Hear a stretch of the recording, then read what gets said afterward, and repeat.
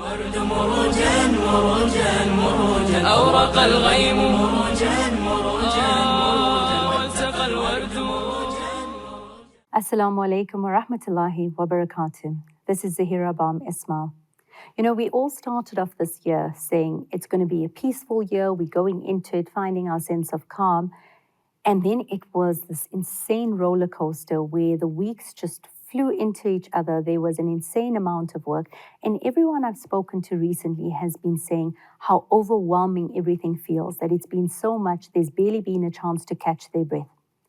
But the beauty of this beautiful month is the fact that we actually get to take the time out and we get to catch our breath, but only if we allow ourselves to. You know, nobody's going to come around, wave a magic wand and make things okay.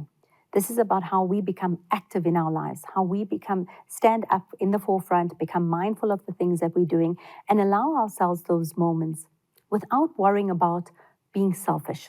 Self-care and being selfish is two very different things, and we will get into that at a little bit of a later stage. But for now, we're talking about how do we find this peace?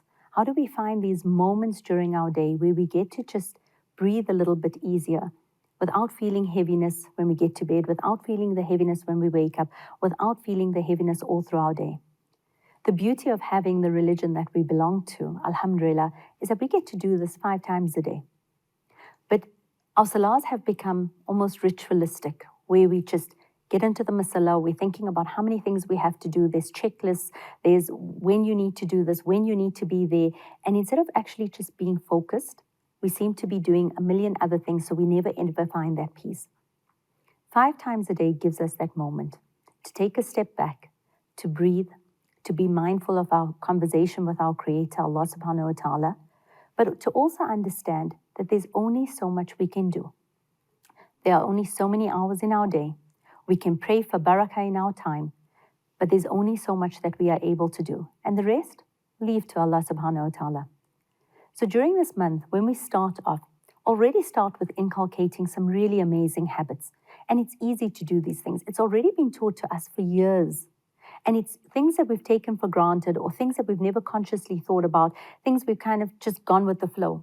But the moment we change our mindset and we become mindful of every single thing that we're doing and we become mindful of every action that we're doing, there's meaning and there's purpose behind everything we do. Then not even a moment gets wasted. We've always been told the virtues of being able to make small du'as or small zikrs every single day. And not to take a book and say, every morning I'm going to sit for 2 hours and I'm going to do this. And if you can, alhamdulillah. But I know for many that are watching, everyone's busy. They've got their children to look after, their families to look after, community work that they're part of. There's just a lot happening and a lot on their plates. So do what you can. And it's not about doing it once off and forgetting about it. It's about consistency. It's about inculcating small habits early on. And it's about making sure that we're able to do that from the beginning. So if you can do 5 minutes in the day, find something that resonates with you. Find a name of Allah subhanahu wa ta'ala, find a zikr, find a dua, find any one of the morning or evening duas that resonate with you. Find a time during your day where it's just your moment, your quiet breathing moment. And when you've got that, you've got something that you start inculcating. You've got a habit that you're starting off. And when you do it long enough, it becomes part of your routine.